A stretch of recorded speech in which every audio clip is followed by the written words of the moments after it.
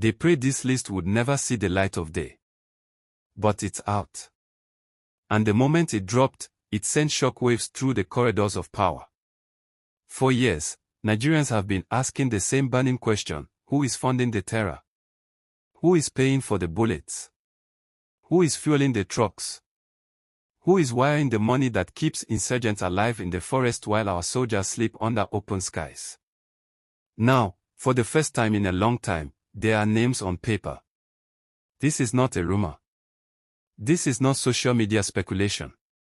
This is an official action from the United States Department of the Treasury, specifically its enforcement arm, the Office of Foreign Assets Control, OFAC. And they didn't just issue a statement. They dropped a 3,000-page sanctions document.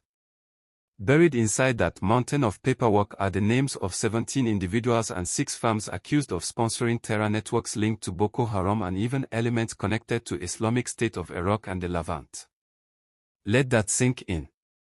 This is no longer just about soldiers and airstrikes. This is financial warfare. And when America fights financially, they go straight for the oxygen supply, the money. Once OFAC designates you, your assets in the United States are frozen immediately. But that's only the beginning. No American individual or company can do business with you. More importantly, if your money touches the US dollar system, even indirectly through international banks, you're blocked. You become untouchable. Radioactive.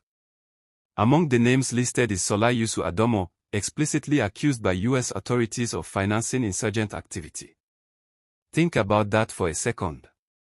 While troops risk their lives in the bush, someone somewhere is allegedly signing checks to keep the machinery of violence running.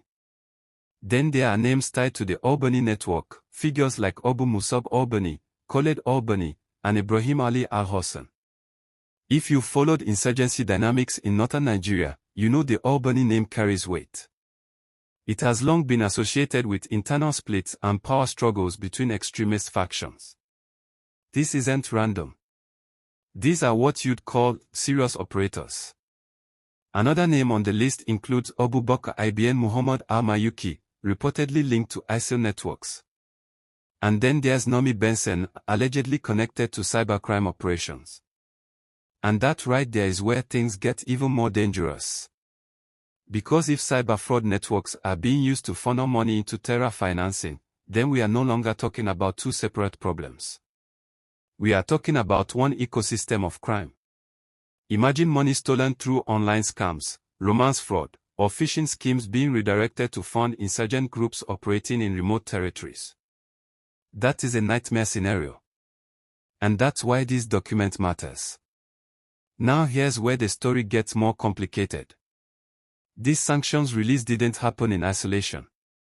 It comes amid mounting pressure from US lawmakers who have been criticizing Nigeria over religious violence and security failures. There were even reports of proposed sanctions targeting political figures, including former Kano State Governor Rabiu Kwankwaso. But here's the twist. When the final OFAC sanctions list was published, Kwankwaso's name was not on it. That tells you something important. The Treasury doesn't move on politics alone, it moves on financial trails. Still, the broader political pressure remains. Some US lawmakers have been vocal about alleged religious persecution in Nigeria and have pushed for closer scrutiny from the State Department under Secretary Marco Rubio. And when Washington frames something as a national security concern, they don't stop halfway. Sanctions are often the first domino. What makes this even more sensitive is the inclusion of groups mentioned in legislative discussions, such as the Maeti Ola Cattle Breeders Association of Nigeria, in broader debates about violence and militia activity. While not all names make it into formal sanctions lists, the political spotlight is now firmly fixed on Nigeria. And that spotlight is not dimming anytime soon. Let's talk strategy. Does freezing US-based assets automatically cripple these individuals? Not necessarily. Many suspected financiers operate through cash networks, informal money transfers, or underground systems like Hawala. But here's what the designation really does. It brands you. No serious bank in Dubai, London, or Lagos wants to risk secondary sanctions by dealing with someone on an OFAC terror list.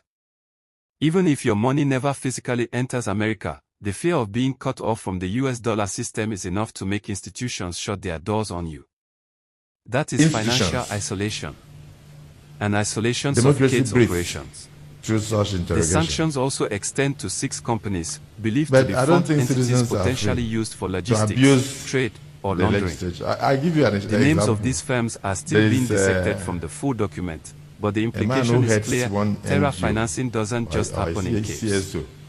It often moves through legitimate-looking businesses. He was abusing the current Nigerian Senate logistics, that he makes money from. Consulting. And he said even that NGOs. The Senate is the worst. Money hides best where it looks normal. There's also a sovereignty angle here. The US has called on Nigeria to review certain legal practices, particularly around blasphemy laws and Sharia-based penalties. That kind of statement is going to create diplomatic tension. Abuja doesn't like being told how to manage its internal affairs. But Washington's position is simple: if instability threatens US interest or global security, they will act. Now here's the big question. What happens next? Sanctions from Washington are one thing, but domestic enforcement is another. Will Nigeria's own institutions, the EFCC, the NFIU, open parallel investigations? Will bank accounts inside the country be scrutinized? Will there be arrests? Or will this become another international headline that fades with time? One thing is certain: the financial war on terror financing has entered a new phase. For years, the focus was on fighters in forests. Now the focus is shifting to financiers in offices. And that changes the battlefield completely. Because you can kill a fighter. But if the funding never stops, the cycle continues. This move signals that the world is watching. Fires are being opened. Transactions are being traced. And the era of invisible sponsors may be coming to an end. Whether this becomes a turning point or just another diplomatic episode depends on what happens next, both in Washington and in Abuja. But one thing is clear. The fight is no longer just in the bush. It's in the bank accounts. And when the money stops flowing, everything changes.